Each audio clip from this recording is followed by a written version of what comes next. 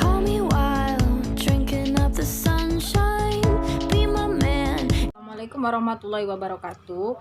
Saya Dwi Hartika Rahab dari kelas 3 di manajemen akan mempresentasikan salah satu bab dari mata kuliah manajemen keuangan. Yang akan saya sampaikan yaitu tentang analisis resiko dalam penganggaran modal.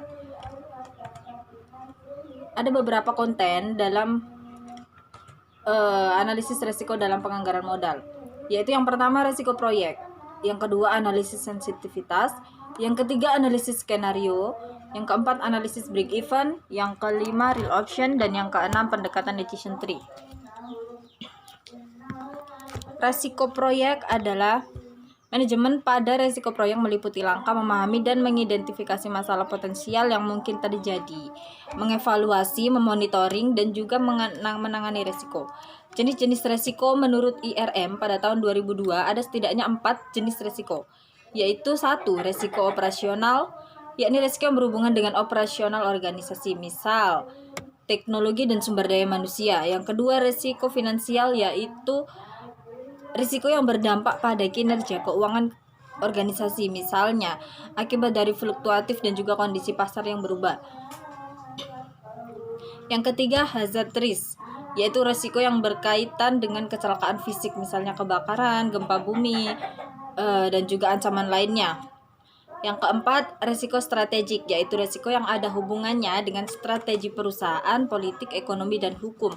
Misalnya reputasi kepemimpinan organisasi dan perubahan selera pelanggan. Ada 3 hal yang perlu diperhatikan dalam manajemen risiko proyek, yakni 1. Identifikasi. Yang kedua, mengalokasikan tanggung jawab kepada pihak yang paling sesuai untuk mengelola risiko. Yang ketiga, memastikan bahwa biaya penanganan risiko adalah cukup rendah dibanding nilai proyek.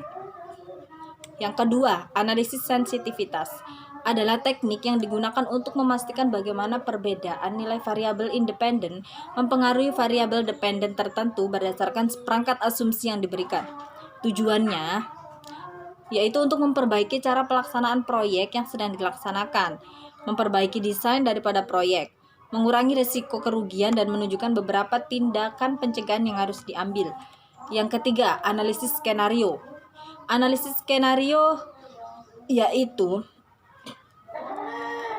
dalam suatu analisis skenario, seorang analisis skenario akan menilai dengan kasus dasar lalu menanyakan kepada pihak pemasaran, produksi, dan manajer operasi lainnya untuk memberikan skenario kasus terburuk seperti penjualan unit yang rendah, harga jual yang rendah, biaya variabel yang tinggi, dan sebagainya.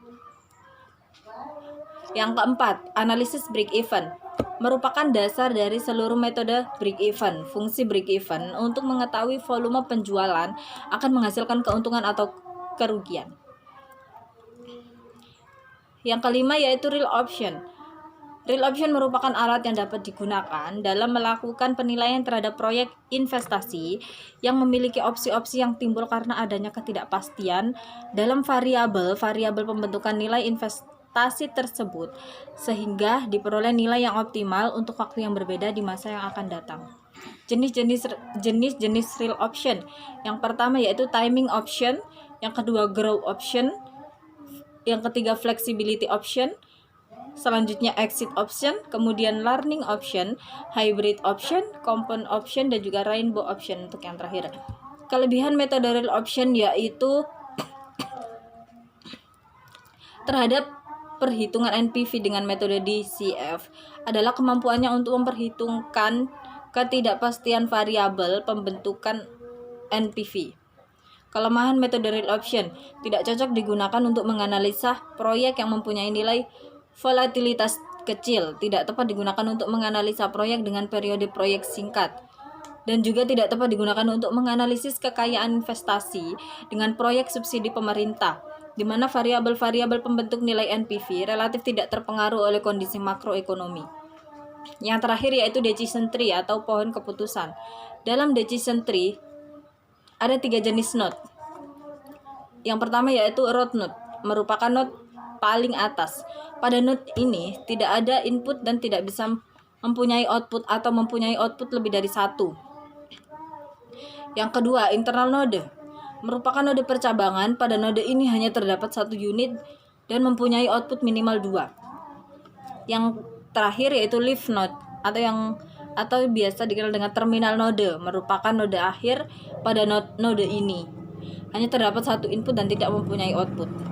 Langkah-langkah menganalisis masalah dengan menggunakan pohon keputusan yang pertama yaitu mengidentifikasi masalah, menggambarkan pohon keputusan, menentukan peluang bagi kondisi alamiah, memperkirakan imbalan setiap kombinasi alternatif, keputusan dan kondisi alamiah yang mungkin, menyelesaikan masalah dengan menghitung IMV bagi setiap titik kondisi.